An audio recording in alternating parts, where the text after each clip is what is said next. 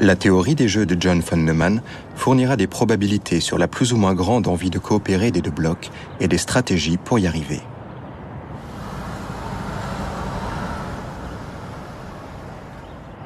Robert Aumann, professeur au Centre d'études de la rationalité à l'Université de Jérusalem, mathématicien, a eu le prix Nobel d'économie en 2005. Il applique la théorie des jeux à l'analyse des conflits et notamment à la guerre froide. À cette époque, c'était le point culminant de la guerre froide entre les États-Unis et l'Union soviétique. Et il y avait des tentatives de ces deux pays de réduire le nombre de leurs armes atomiques. Mais le problème, c'était que personne ne connaissait la quantité d'armes nucléaires que l'autre partie possédait.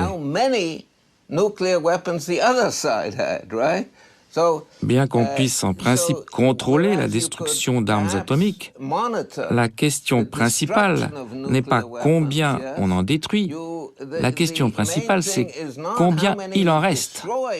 Vous saisissez? Une série de négociations avait lieu à Genève, et l'Agence américaine pour le contrôle des armes et du désarmement s'est alors tournée vers une entreprise de conseil en mathématiques pour lui demander de quelle façon la théorie des jeux peut nous aider à conduire ces négociations. Peut-elle nous aider? Et de quelle façon peut-elle nous aider? 1945, c'est Hiroshima et Nagasaki. En 2005, je reçois mon prix Nobel. Et pas une seule fois, dans ces 60 ans, pas une seule fois, l'arme nucléaire n'a été utilisée d'une façon hostile. On pourrait penser, le chemin vers la paix est le désarmement. Non, c'est l'inverse. Le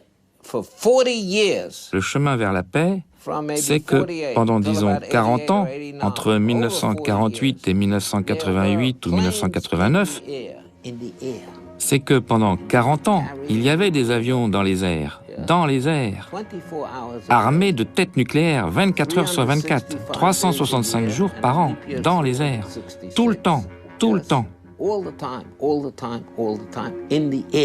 Les armes nucléaires, c'est ça qui a apporté la paix. C'est ça la théorie des jeux.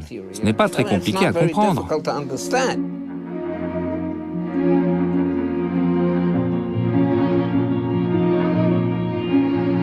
Von Neumann conseillera au président Truman une frappe nucléaire préventive contre la Russie, au nom de la théorie des jeux. Le concept d'équilibre de la destruction mutuelle assurée en découle.